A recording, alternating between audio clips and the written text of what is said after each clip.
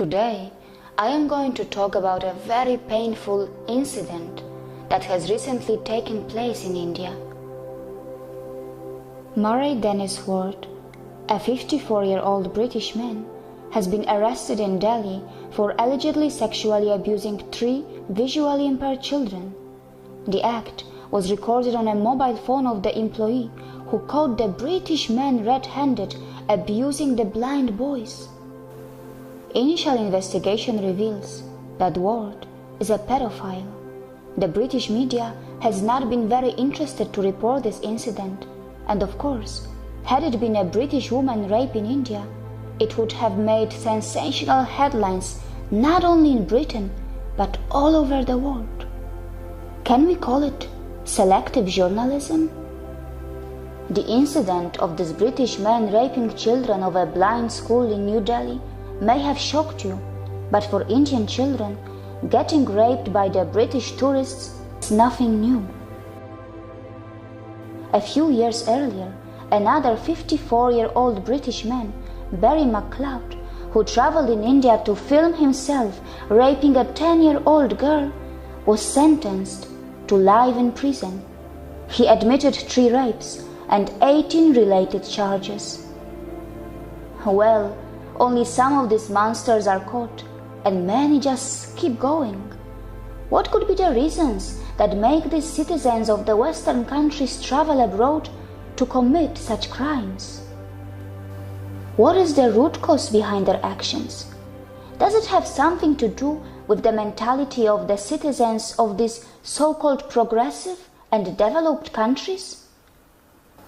Well, UK is a country where one can legally have a naked girl coming to clean one's house. For many, it may sound very disgusting and sick, but of course, it is real and it is happening. But of course, it is not something that anyone should call modern slavery, because these girls are perhaps doing a job of their choice. And by the way, such businesses do add to the GDP of the UK. These girls, who provide naked cleaning services in their client homes, are paid around £50 an hour, and there are many agencies who are providing such services. In order to understand the mentality of some of these Western country citizens, one could also notice many frequent cases of virginity auctions, a growing trend in the Western countries in which young teenage girls sell their virginity online to the highest bidder. I wonder if such massive transactions also add to the GDP of these countries. By the way, is this the Western women empowerment that we talk about? Is this the progressive environment that the developing countries should also try and replicate? Well, it is important to point out that in such virginity auctions in the West, only the highest bidder wins the auction, and the other unsuccessful bidders miss out.